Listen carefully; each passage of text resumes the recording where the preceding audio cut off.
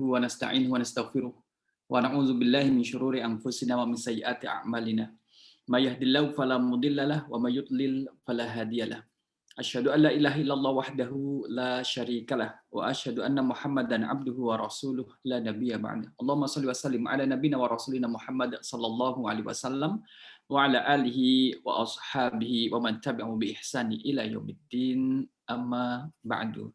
Bapak Ibu yang saya hormati, pada malam kali ini insyaallah kita akan bersama membaca dan mempelajari tafsir dari surah Al-Falaq. Sebagaimana yang pada pertemuan sebelumnya kita mengambil surah An-Nas. Izinkan saya untuk menampilkan materinya. Seperti inilah.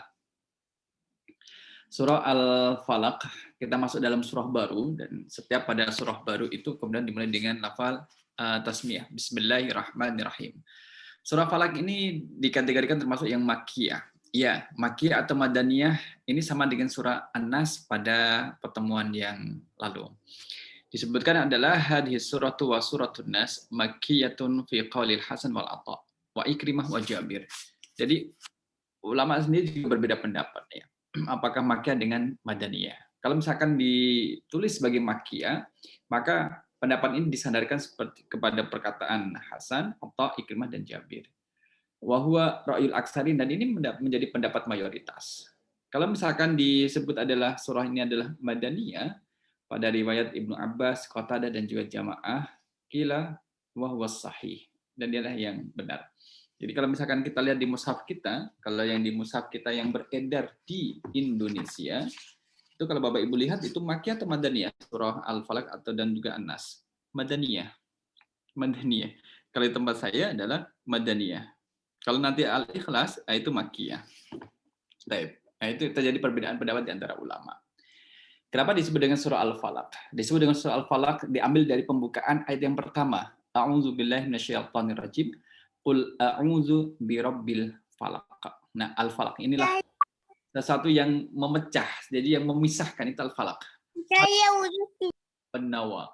Nah, falikul habbi wan-nawa. Sebagaimana kalau misalkan ada biji yang tumbuh, itu kan dia memecah dan membelah tanah yang ada di atasnya, Bapak Ibu.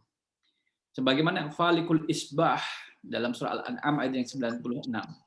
Datangnya waktu pagi itu kan waktu subuh itu memecah antara malam dengan siang. Maka falak itu artinya adalah yang memecah, yang memisahkan, dan dimaknai dengan waktu subuh. Kenapa waktu subuh? Karena subuh memisahkan antara malam dengan waktu siang.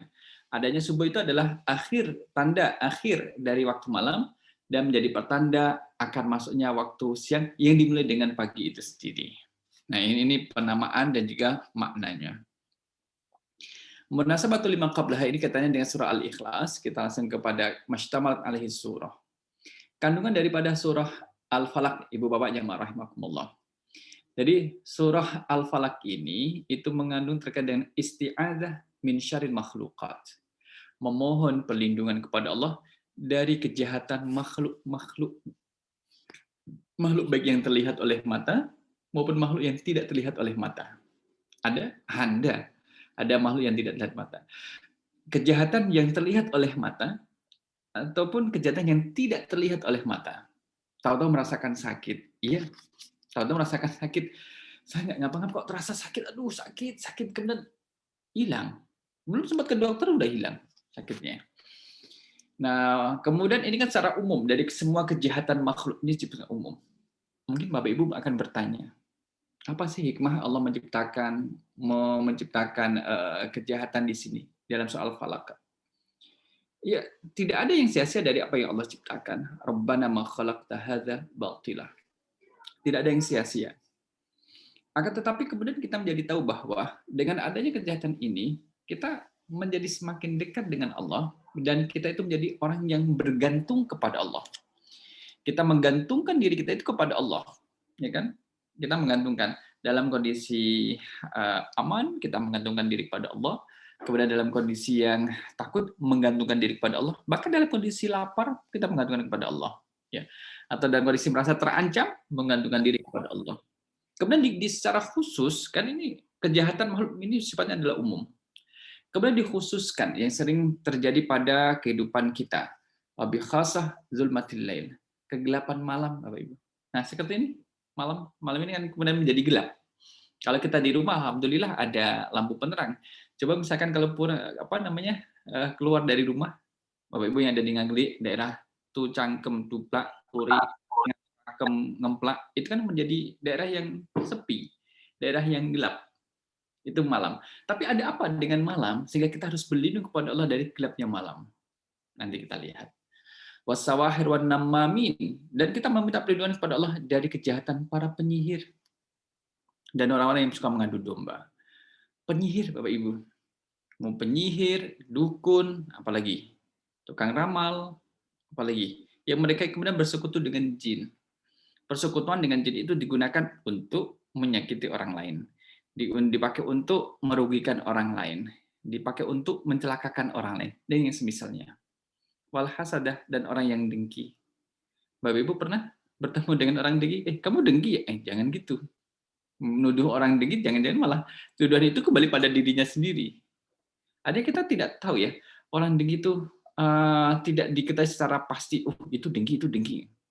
Ada yang bisa tahu diketahui dari perilakunya, ada yang kemudian secara sembunyi-sembunyi ternyata orang ini dengki kepada saudaranya. Yang kita mintakan perlindungan kepada Allah dari orang yang dengki adalah ucapan yang keluar dari mulutnya, doanya, doa orang yang dengki kepada orang yang didengki. Kan doanya buruk-buruk, Bapak Ibu. Nggak ada kemudian orang yang dengki, kemudian doanya adalah yang baik, itu tidak ada. Semuanya adalah buruk. Kita memohon kepada Allah agar keburukan yang ada di sekitar kita itu kemudian tidak terjadi atas pada diri kita. Kita kan sebatas ikhtiar, usaha. Kita berusaha, memang bagian daripada doa itu adalah usaha.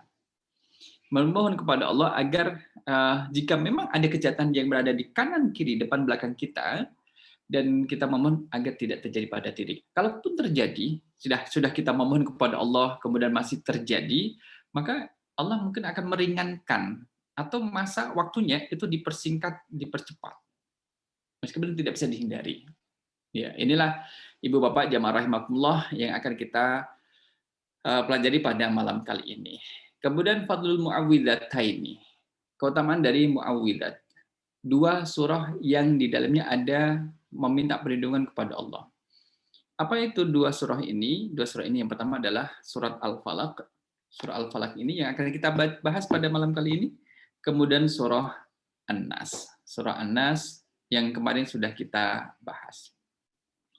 Kalau disebut dengan istilah muawwidhataini, itu kembali kepada surah Al-Falaq dan juga surah An-Nas. Tapi kalau nanti disebut dengan muawwidzat dalam bentuk plural, jamak, maka nanti kembali pada 2 surah ini, Al-Falaq dan An-Nas, ditambah dengan surah Al-Ikhlas. Surah Al-Ikhlas. Ya kan? Surah Al-Ikhlas itu menjadi muawwidzat. Hadis yang pertama menyebutkan bahwa rawa Muslim fi sahihi wa Ahmad wa Tirmidzi wa Nasa'i an Uqbah bin Amir. Diriwayatkan oleh Imam Muslim dalam kitab sahihnya dan Imam Ahmad, At-Tirmidzi, Nasa'i dari Uqbah bin Amir. Dari sahabat Uqbah bin Amir. Qala Rasulullah sallallahu alaihi wasallam, Rasul sallallahu alaihi wasallam bersabda, "Alam tara ayatin unzilat hadhil lailata lam yura mislahunna qattun." Apakah kamu tidak melihat ada ayat-ayat yang diturunkan pada malam ini yang tidak ada semisal dengannya? Jadi ini wahyu yang kemudian tidak ada redaksi dari wahyu sebelumnya yang sama menyamai dengan wahyu yang akan diturunkan oleh Allah pada malam itu. Apa itu? Qul a'udzu birabbil falaq wa qul a'udzu birabbin nas. Itu adalah qul a'udzu birabbil falaq berarti surah Al-Falaq dan qul a'udzu birabbin nas surah An-Nas. Jadi yang dibaca terlebih dahulu adalah Al-Falaq. Baru kemudian An-Nas. Termasuk dalam kitab At-Tibyan fi Adabi Hamalatil Quran. Imam An-Nawawi menyebutkan kalau misalkan kita dalam sholat membaca surah atau ayat dalam sholat itu dari depan ke belakang. Maksudnya dari depan ke belakang adalah kalau rakaat pertama kita membaca Al-Falaq, ya rakaat kedua nanti An-Nas. Karena An-Nas secara urutan itu terletak setelah surah Al-Falaq. Ya kan? Kalau An-Nas. Kalau di rakaat pertama membaca Al-Ikhlas, maka rakaat kedua ya antara Al-Falaq dengan An-Nas. Gitu. Ini bagian daripada adab. Meskipun Kalau misalkan terbalik, rakaat pertama membaca Al-Ikhlas, kemudian rakaat kedua nanti membaca At-Tin, itu kan ke depan tuh. Ya, tetap sah yang demikian itu tetap sah. Oleh karena itu, Ibu Bapak jamaah rahimakumullah, surah Al-Falaq dan juga surah An-Nas adalah wahyu yang diturunkan kepada Nabi Muhammad sallallahu alaihi wasallam. Kemudian tidak ada surah atau wahyu yang menyamai redaksi dan juga kandungannya, kecuali terdapat pada kedua surah ini. Kemudian riwayat dari Imam Ahmad, Abu Dawud, Tirmidzi, dan Nasa'i dari Uqbah bin Amir. Dari Uqbah bin Amir juga. Amarani Rasulullah sallallahu alaihi wasallam an aqra'a bil mu'awwidzati fi duburi kulli salatin. Sebagaimana tadi kita selesai salat maghrib ya. Jadi Uqbah bin Amir ini diperintahkan oleh Rasul sallallahu alaihi wasallam untuk membaca bil mu'awwidzat. Ingat ada istilah mu'awwidzat. Kalau mu'awwidzat ini itu adalah dua surah. Al-Falaq dengan An-Nas. Kalau mu'awwidzat itu adalah tiga surah. Ya, dua surat pertama kemudian ditambah dengan Al-Ikhlas. Lantas dari mana kita membacanya? Baca dari Al-Ikhlas. A'udzubillahi minasyaitonirrajim. Bismillahirrahmanirrahim. Qul huwallahu ahad, Allahus samad, lam yalid wa lam yulad wa lam yakul lahu kufuwan ahad. Bismillahirrahmanirrahim. Qul a'udzu birabbil falaq min syarri ma khalaq wa min syarri ghasikin idza waqab wa min syarri nafasatin fil 'uqad wa min syarri hasidin idza hasad. Bismillahirrahmanirrahim. Qul a'udzu birabbin nas, malikin nas, ilahin nas, min syarril waswasil khannas, alladzi yuwaswisu fi sudurin nas minal jinnati wan nas. Inilah kemudian menjadi tiga surah yang kita baca ketika selesai salat fardu, salat 5 waktu khususnya. Nah, Ibu Bapak jamaah rahimakumullah, misalkan di luar waktu salat boleh nggak kita membacanya? Ya tetap juga boleh. Boleh juga untuk membaca itu juga tetap diperbolehkan. Nah, itu adalah beberapa keutamaan dari surah Al-Falaq dan juga surah An-Nas. Kemudian hadis berikutnya adalah warwa Ahmad wa Abu Dawud wa Nasa'i dari Uqbah bin Amir. Baina ana aqudu bi Rasulillah sallallahu alaihi wasallam fi naqbi min tilkan niqabi qala li ya Uqbah ala tarkab. Jadi dalam satu kesempatan Uqbah ini diajak jalan dengan Rasulullah sallallahu alaihi wasallam. Dan dalam perjalanan itu ya Uqbah la tarkab. Sahabat seperti Uqbah itu kan sebagaimana sahabat yang lainnya itu sangat menghargai Rasul sallallahu alaihi wasallam. Kalau misalkan diajak Rasul untuk naik kendaraannya, itu kalau bisa pilih jalan kaki. Pilih jalan kaki. Tidak mau naik bersama dengan Rasul karena nanti akan bisa menjadi khawatir kalau menjadikan Rasul menjadi tidak nyaman karena onta yang biasa dinaikin satu orang satu orang kemudian dinaikin dua orang kan akan menambah beban gitu. Jadi kemudian lebih memilih jalan kaki. Rasul Shallallahu Alaihi Wasallam tetap untuk mengajak untuk naik ke atas. Ternyata ada misinya. Apa itu Rasul ketika mengajak Uqbah naik kendaraannya? Adalah Rasul mau mengajarkan ini. Ala u'allimaka surataini min khairin. Surataini qara'a bihi manas. Rasul mau mengajarkan dua surah yang dia termasuk surah yang terbaik yang dibaca oleh kebanyakan manusia. Yaitu surah Al-Falaq dan juga surah An-Nas. Ini menjadi inspirasi para pendidik, para guru ketika mau mengajarkan suatu ilmu kepada siswanya. Nah, kemudian ada dialog, model dialog.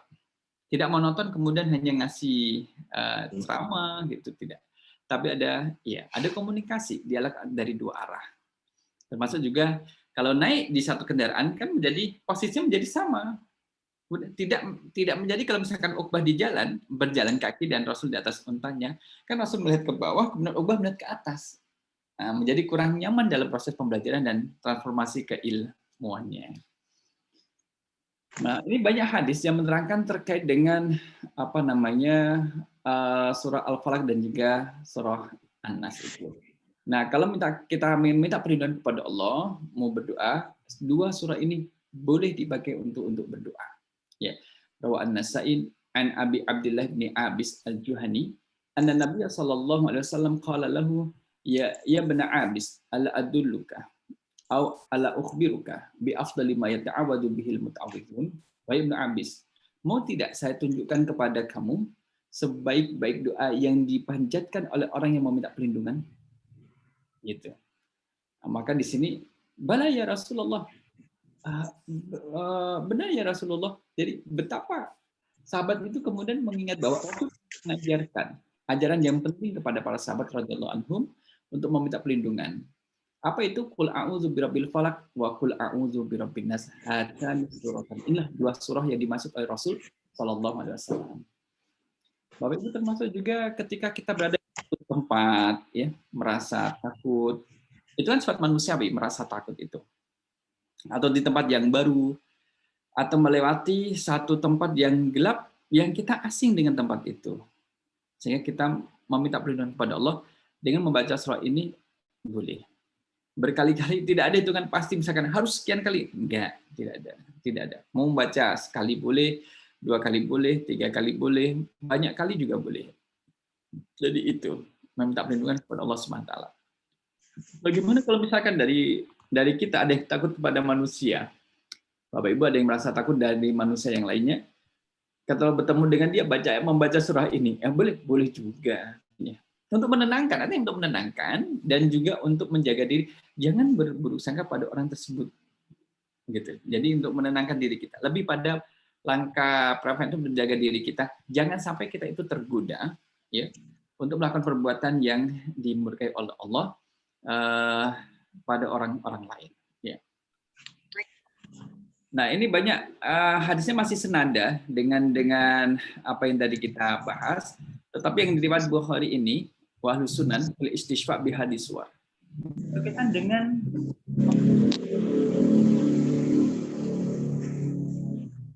istishfa itu adalah meminta kesembuhan. Syifa sembuh, istishfa meminta kesembuhan.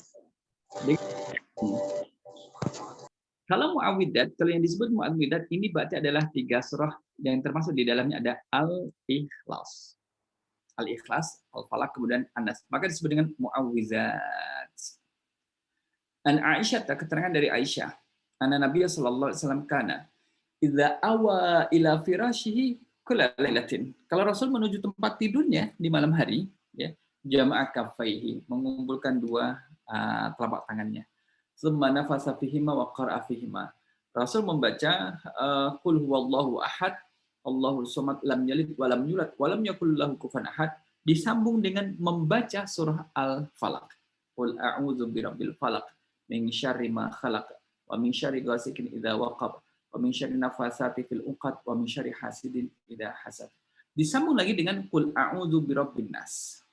Qul a'udzu birabbin nas, malikin nas, ilahin nas, min syarri waswasil khannas, alladzi yuwaswisu fi suduril minal jinnati wan nas. Dan ditiupkan pada 2 telapak tangan, kemudian diusapkan, summa masaha yamsahu bihima mastata'a min jasadihi. Rasul mengusapkan 2 telapak tangan tadi yang dipakai untuk menengadah ketika berdoa dengan membaca 3 surat ini, diusapkan pada bagian muka, kepala, dan seluruh anggota tubuh yang terjangkau. Jadi mungkin kalau kita pernah lihat Bapak Ibu, ada yang berdoa kemudian terus mengusap semua tangan anggota tubuh yang terjangkau itu diusap saat dia berdoa. Ya, kalau pengen tahu tanya, tadi doa apa ya kok sampai seperti itu? Mungkin dia istishfa, minta minta kesembuhan kepada Allah dan minta perlindungan kepada Allah Subhanahu wa taala. Ya fa'alu dzalika salasa marat, melakukan itu 3 kali. Selesai, kemudian melakukan lagi, kemudian selesai, kemudian melakukan lagi. Jadi sebanyak 3 kali yang dilakukan Rasul sallallahu alaihi wasallam. Nah, nanti kalau misalkan kita melakukan itu sebelum kita sebelum tidur itu pun baik. Jadi kita ittiba Nabi sallallahu alaihi wasallam. Kalau tanya dalilnya, ya ini dalilnya. Ya daripada Imam Bukhari dan Ahlus Sunan. Kemudian menjawab ini saat itu minggu yang lalu sepertinya ada pertanyaan terkait dengan sababun nuzulnya. Ya. Di sini keluar nanti sababun nuzul muawwidzatain. Sebab turunnya surah Al-Falaq dan juga surah An-Nas. Ada sebab turunnya di sini, Bapak Ibu jamaah rahimakumullah. Ini Rasul sallallahu alaihi wasallam itu pernah tersihir. Ya. Bapak Ibu, Rasul itu pernah tersihir. Kita, Bapak Ibu, kita yang ada 24 ini, orang di sini. Kira-kira kita itu bisa disihir nggak Bapak Ibu? Menurut jenengan, bisa disihir nggak? Lebih milih disihir atau menyihir? Itu bukan pilihan yang enak juga ya. Mau memilih menjadi orang penyihir atau yang disihir, dan tidak enak juga. Pak Dini Syafaat. Kalau Rasul saja pernah disihir, kira-kira kita itu bisa nggak disihir Pak Dini Syafaat? Bisa kan? Kita tuh bisa disihir. Nah, dan orang ketika tersihir itu tidak tahu, tidak lantas dia itu tahu siapa yang melakukan penyihiran. Siapa yang melakukan penyihiran? Itu kan kemudian tidak tahu. Kita juga tidak tahu. Misalkan ada yang berbuat jahat, oh, ada anggota keluarga yang merasakan sakit, ya kan? Maka ya kita tidak tahu ini sakit dari mana. Tamunya ketika sudah ada keterangan tambahan siapa yang melakukan sihir dan sebagainya. Itu. Akan tetapi memang di sejak dulu ya, kalau misalkan kita mengatakan dulu, itu kan dulu berarti zaman dari Nabi Musa itu sudah ada sihir-sihirnya Fir'aun. Zamannya Nabi Sulaiman gitu. Sampai pada zamannya Nabi Muhammad SAW itu ada. Penyihir itu ada. Ada dia. Nabi itu disihir. Kemudian kita bertanya, apa sih hikmah Rasul itu bisa tersihir? Rasul kan kekasihnya Allah. Al-Habib Al-Mustafa, kekasih yang terpilih oleh Allah Subhanahu wa taala. Masa Allah menyakiti kekasihnya sendiri? Ternyata di sana ada hikmahnya. Apa hikmahnya? Wahai kita umat Nabi Muhammad SAW, jadi ketika di generasi kita ada yang terkena sihir sebagaimana yang menimpa pada diri Rasul SAW, maka ini loh cara untuk mengobatinya. Inilah cara untuk meminimalisir rasa sakit efek dari sihir yang dilancarkan seseorang oknum kepada diri kita. Gitu. Maka Rasul juga pernah melakukan itu dan Rasul merasakan sudah khafif, pusing yang ringan. Itu ada efek. Artinya adalah sihir itu bisa menyakiti fisik, bisa menyerang secara fisik. Itu bisa yang demikian itu. Oleh karena itulah perlu kita kan meminta perlindungan. Mungkin mohon maaf Bapak Ibu yang pernah dapat kisah dari kawan gitu, ketika baca Al-Qur'an itu mulut seolah tidak bisa digerakkan. Tapi kalau sudah tidak baca Al-Qur'an, Quran tutup sudah ditinggalkan, itu mulut menjadi sehat lagi. Nah, demikian. Dan masih banyak lagi yang hal yang demikian itu. Siapapun kita, saya, Bapak, Ibu, jamaah rahimakumullah, harus dan kita meminta dan kita membutuhkan pertolongan dari Allah Subhanahu wa taala sebagaimana juga penjagaan Allah atas diri kita dari segala bentuk kejahatan yang ada di sekitar kita. Kita lanjutkan materinya. Ya, tadi saya ngecek ternyata nggak ada yang buka video. Nah, jamaah rahimakumullah. Maka yang menyihir Rasul namanya adalah Labid bin A'sam. Labid bin A'sam ini adalah orang yang menyihir Rasul Sallallahu Alaihi Wasallam. Dia adalah orang Yahudi. Ya, orang Yahudi. Kemudian dia mendapatkan upah lebih kurang adalah tiga dirham. 3 dirham. Ya, 3 dirham kalau sekarang ini misalkan 1 dirham adalah 150.000, ya katakan 200 ya. 3 adalah 600. Itulah biaya penyihiran itu. Dan Labid bin A'sam ini tidak kerja sendiri, dia ditemani oleh putri-putrinya yang profesinya sebagai seorang penyihir juga. Bapaknya penyihir, anak perempuan penyihir juga. Nafasati itu nantinya. Maka yang dilakukan adalah ini yang dilakukan oleh penyihir seperti Labid bin A'sam memang menggunakan media, Bapak Ibu. Ada media yang kemudian dipakai. Ya. Kalau kita kembali kepada hadis dari Aisyah radhiyallahu anha bahwa medianya adalah pelepah kurma yang berisi rambut Rasul Sallallahu Alaihi Wasallam. Pelepah kurma itu ya pelepah gagang kurma itu kemudian di dalamnya itu ada rambutnya Rasul Sallallahu Alaihi Wasallam. Ya. Yang rontok ketika sisir. Jadi Labid bin A'sam ini berhasil menemukan ya rambut Rasul Sallallahu Alaihi Wasallam yang kemudian dijadikan sebagai media untuk menyihir. Dan beberapa gigi sisir beliau yang dan sebuah benang yang terdapat 11 ikatan yang ditusuk dengan jarum. Kita pernah bertanya dia Bapak Ibu kepada jamaah terkait dengan jumlah ayat dari 2 surah, Al-Falaq dan juga An-Nas. Kalau di jumlah itu kan ada ihda asyrota, ada 11. Ya 11 ayat. Al-Falaq ada 5, kemudian An-Nas ada 6, jadi total menjadi 11. Ternyata pelepah bagaimana saya mengilustrasikan. Misalkan ini pelepah kurma. Nabi Rasul taruh di sini, kemudian dibungkus, dan diikat dengan benang. Jadi ikatan ini diikat dengan benang, kemudian ditusuk dengan 11 tusukan jarum.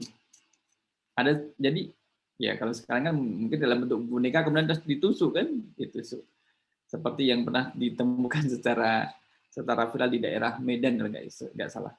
Ternyata di dalamnya ada foto seorang pemuda, kemudian ada apa garam, kemudian ada kayak semacam raja dibuntel dengan kain putih di dalam, terus dimasukkan ke dalam kain yang berwarna hitam, diikat dengan ikatan yang kuat. Nah ini kemudian menjadi media. Media ini kemudian dipakai untuk menyerang Rasul Sallallahu Alaihi Wasallam, dan Rasul memang merasakan apa namanya sudah khafif. Ada 11 ikatan dari 11 ikatan yang melilit pada tadi pelepah korma tadi. Ya. Oleh karena itulah Allah mengutus malaikat Jibril untuk membacakan surah Al-Falaq dan juga Al-Nas. Ayat demi ayat dibacakan, Qul a'udzu birabbil falaq. Satu ikatan lepas. Min syarri ma khalaq. Ikatan kedua lepas. Wa min syarri ghasiqin idza waqab. Ikatan ketiga. Wa min syarri nafasati fil 'uqad wa min syarri hasidin idza hasad. Jadi sudah 5 ikatan sudah menjadi lepas. Malaikat Jibril menurunkan surah An-Nas. Qul a'udzu birabbin nas, malikin nas, ilahin nas, min syarril waswasil khannas, alladzi yuwaswisu fi sudurin nas minal jinnati wan nas. 11 ayat dibaca Rasul, 11 ikatan kemudian terlepas pada diri Rasul Shallallahu Alaihi Wasallam. Ya, seolah-olah kalau orang yang tersihir itu seperti terbelenggu. Ya, jadi dia masa terbelenggu. Ya, ini khifah. Kemudian apa namanya? Satu persatu ayat dibaca, lepaslah satu persatu ikatan sihir itu, dan disitulah kemudian Jibril mengatakan, Bismillahi arqika min kulli syai'in yu'zika min syarri hasidin wa ainin wallahu yashfika. Jadi dengan menyebut nama Allah, arqika, aku meruqyahmu. Sehingga ada istilah ruqyah. Kalau ruqyah dengan qaf itu adalah mengobati. Kalau ruqyah dengan hamzah itu adalah melihat, ru'yatul hilal. Kalau ruqyah itu mengobati. Kalau ruqyatul hilal mengobati hilal, enggak cocok. Enggak cocok. Ru'yatul jin, berarti melihat jin. Min kulli syai'in yu'dzika, dari segala sesuatu yang menyakitimu. Maknanya Bapak Ibu, sihir itu memang menyakitkan. Yang diserang adalah fisik. Diserang adalah fisik. Insya Allah selain saya, Bapak Ibu tentunya memiliki kisah yang berkaitan dengan hal ini. Ya.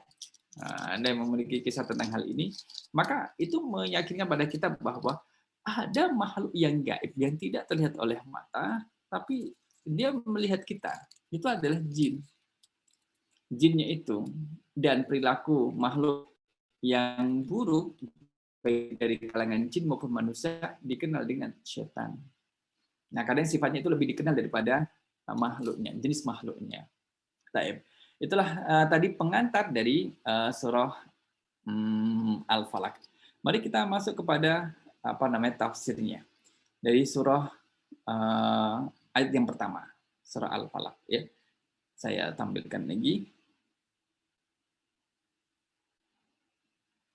Nah, kita masuk pada tafsir ayat yang pertama. A'udzubillahi minasyaitonirrajim. Bismillahirrahmanirrahim. Qul a'udzu birabbil falaq min syarri ma khalaq.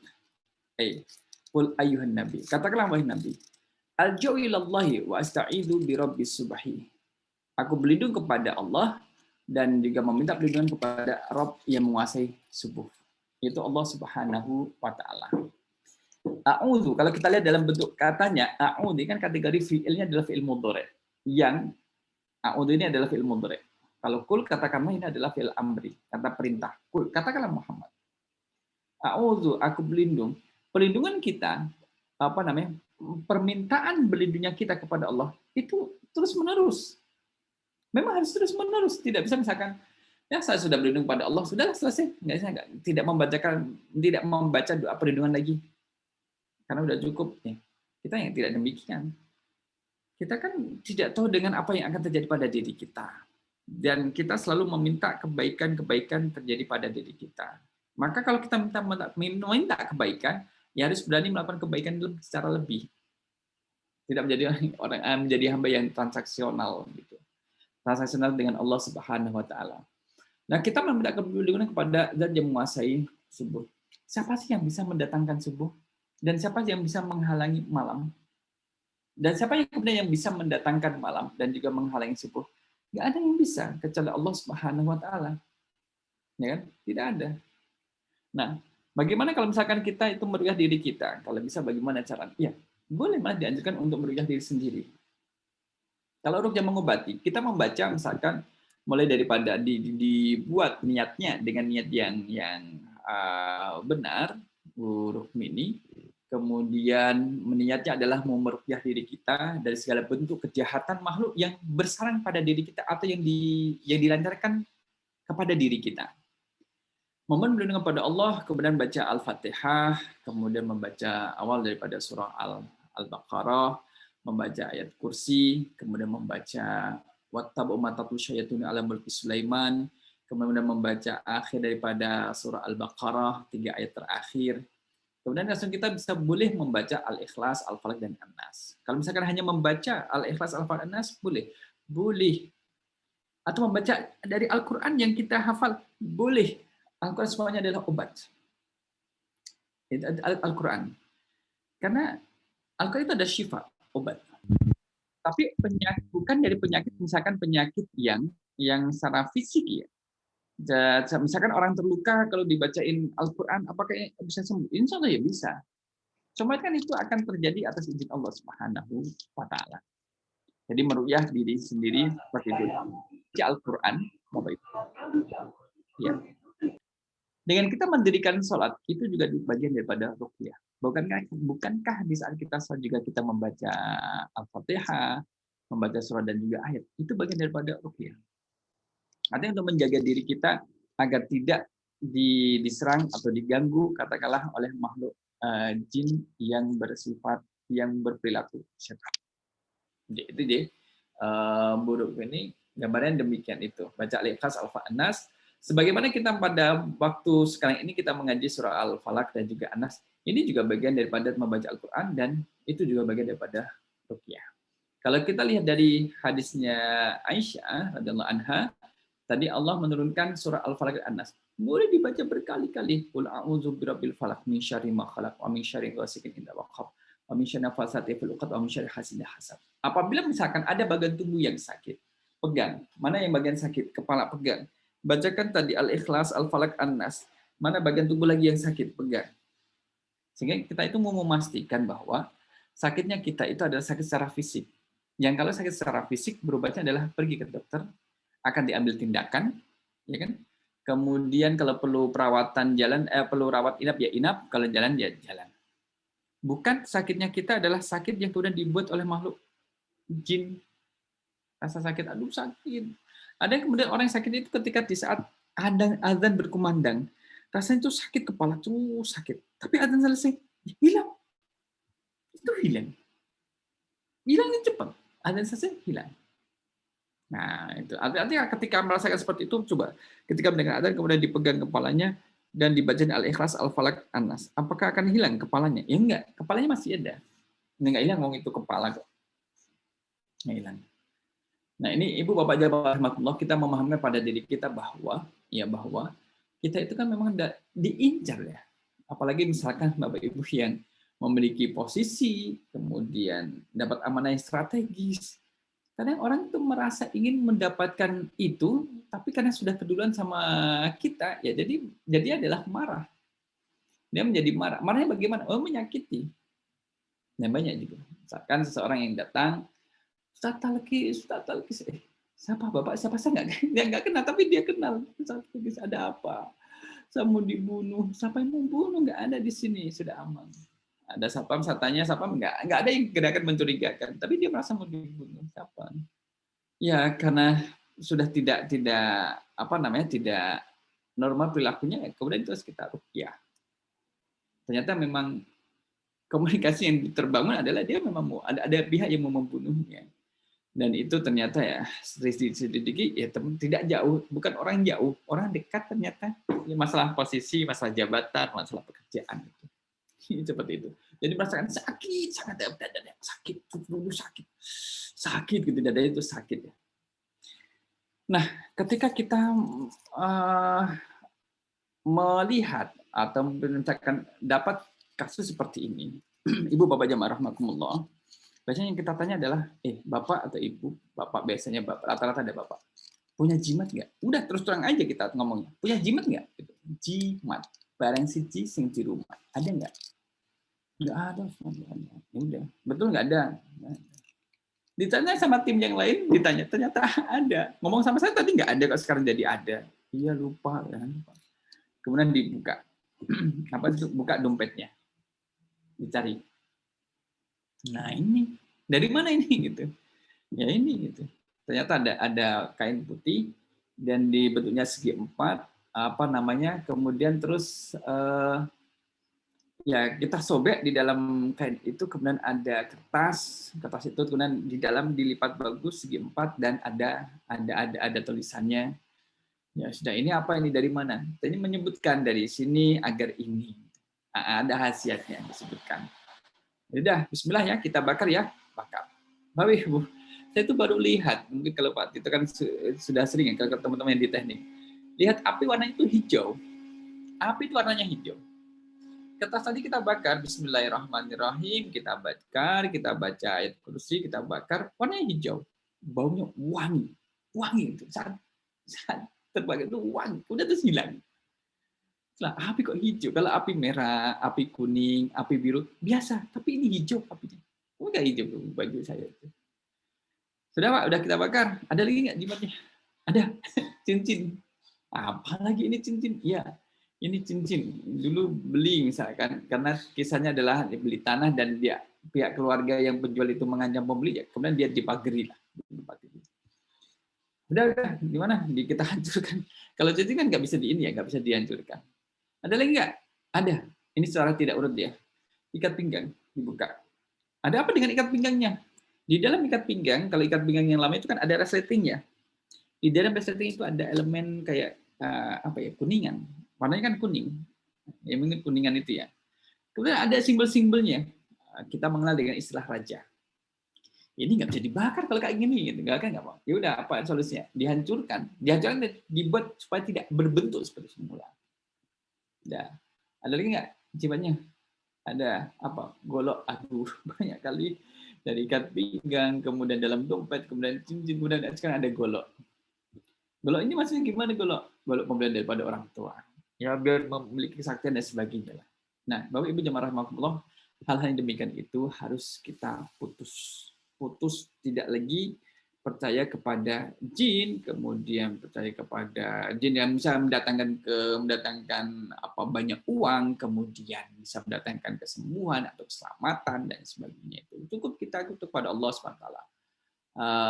Hasbunallah wa ni'mal wakil, ni'mal maula wa ni'mal nasir. Ya. Kemudian apa bedanya jika terkena dengan sihir? Biasanya perilakunya menjadi tidak normal. Kalau misalkan sihir itu berupa rasa sakit, maka sakit itu menjadi tidak normal. Ya dia ada yang kemudian bertahap kejadiannya, ada yang kemudian pada saat-saat tertentu, pasti saat tertentu itu menjadi tidak normal. Yang bisa merasakan biasanya adalah yang ini, yang terkena. Maka perlu kita menambah keilmuan kita berkaitan dengan masalah ini. Oleh karena itu pada ayat yang keempat, wa min syarri nafasati fil uqad, dan dari kejahatan penyihir perempuan yang meniupkan pada buhul-buhulnya, gitu. Jadi kalau misalkan ya katakanlah kita merasakan sesuatu yang tidak nyaman, itu pastikan kita tidak ada ikatan dengan jin, tidak ada kontrak, menjalin kontrak itu nggak ada.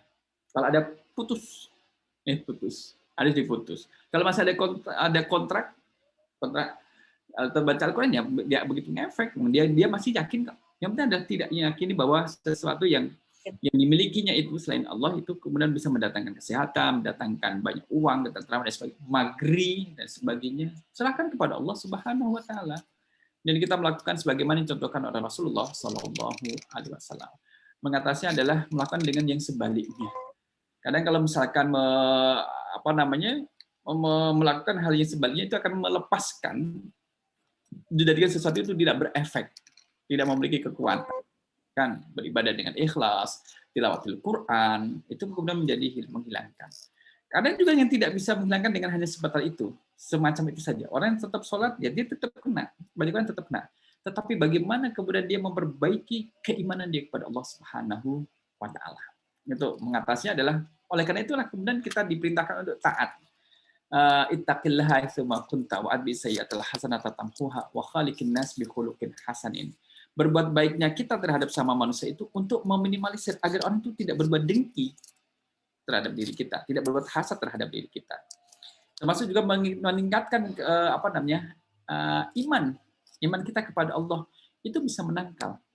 Orang yang imannya kuat karena ketika membaca Al-Qur'anul Karim itu paham dengan maknanya. Kita membaca An-Nas, alhamdulillah kemarin sudah paham. Membaca Al-Falaq sekarang juga sudah mulai paham. Membaca Al-Quran dengan paham itu memberi kekuatan tersendiri Bapak Ibu. Apalagi kalau kita mendawamkan, menjadikan bacaan Al-Quran kita sebagai wirid.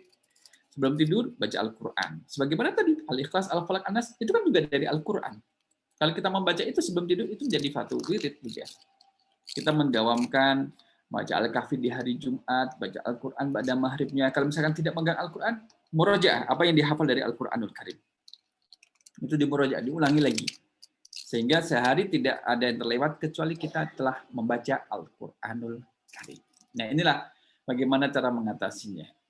Kemudian juga ada raja di rumah, raja di rumah dan sudah dibakar. Jin-jinnya masih tertinggal di rumah atau ikut terbakar. Allah alam, dia sendiri juga tidak melihat. Jin itu kan bisa bertempat tinggal dimanapun yang dia suka, termasuk tempat-tempat yang kotor. Di masjid ada jin, ada di masjid itu ada, di musola ada, bahkan di rumah ada. Iya, dia bertempat tinggal, memerlukan tempat dan juga ruang. Tapi untuk bisa menampakkan diri bukan sesuatu yang mudah, butuh kekuatan besar. Untuk memberikan efek suara itu juga membutuhkan kekuatan yang besar. Untuk bisa menyakiti manusia itu membutuhkan suara yang besar. Kalau misalkan rajanya sudah dibakar, maka rumah itu ada baiknya untuk dibakar untuk membaca Al-Qur'anul Karim. Rasulullah SAW bersabda bahwa rumah yang dibacakan Al-Quran di dalamnya maka tidak akan dimasuki oleh jin. Bagaimana ya, tidak hanya sekali ketika membacanya, berkali-kali dibaca dan juga dibaca sehingga mendawamkan. Apakah harus Al-Baqarah? Ya, tidak harus Al-Baqarah. Semua yang dari Al-Quran itulah bagian daripada Al-Quran itu bisa memberikan ketenangan pada penghuninya dan juga menjadikan makhluk yang jahat itu tidak nyaman untuk berada di situ. Ya inilah Ibu Bapak jamaah rahimakumullah, pembahasan surah Al-Falaq itu berkaitan dengan jin, berkaitan dengan masalah sihir, masalah pendukunan, sajen, kemudian apa lagi ya? Hal-hal yang berkaitan dengan makhluk yang gaib itu, maka kita selaku kaum muslimin harus memutus hubungan dengan jin dan tidak ada kontak dengan jin. Apapun alasannya, apakah faktor kesehatan dan sebagainya, itu adalah janji-janji yang semu. Yang sejatinya adalah kita harus berlindung pada Allah Subhanahu wa taala. Mudah-mudahan bermanfaat Ustaz Tito dan juga Bapak yang lainnya, Bapak Ibu jamaah rahimakumullah. Insyaallah bisa kita lanjutkan nanti di pertemuan yang akan datang pada surah Al-Ikhlas insyaallah. Jazakallahu khair. Aku qouli hadza astaghfirullah li wa lakum. Wassalamualaikum warahmatullahi wabarakatuh. Waalaikumsalam warahmatullahi wabarakatuh. Terima kasih jazakumullah khair Ustaz Talkes atas tausiahnya. Alhamdulillah pada malam hari ini kita mendapatkan banyak hal terkait dengan surat Al-Falaq ini, mulai dari wirid-wiridnya, kemudian juga asbabun nuzul, kemudian isi dari surat Al-Falaq. Semoga kita bisa mengamalkan dari apa yang kita dapat pada hari ini. Dan alhamdulillah 3 pertanyaan di chat sudah langsung dijawab oleh Ustaz tadi ya di akhir-akhir itu. Pertanyaan chatnya bagaimana meruyah diri sendiri, kemudian beda terkena sihir atau tidak dan cara mengatasi, serta terkait dengan raja di rumah kita yang sudah kita bakar gitu ya. Bapak-bapak, ibu-ibu sekalian, alhamdulillah untuk pertemuan kali ini saya kira bisa kita cukupkan sekian karena waktunya juga sudah isya. Terima kasih jazakumullah khair atas kehadiran Bapak-bapak Ibu sekalian. Insya Allah kita jumpa Jumat malam pekan depan bersama dengan Ustadz Talkes. Terima kasih, kita tutup dengan bacaan kafaratul majelis. Subhanallahumma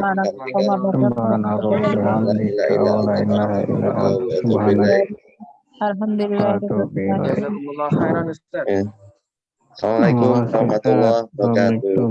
Waalaikumsalam warahmatullahi wabarakatuh. Terus Ustadz Talkes ini kita tutup semua.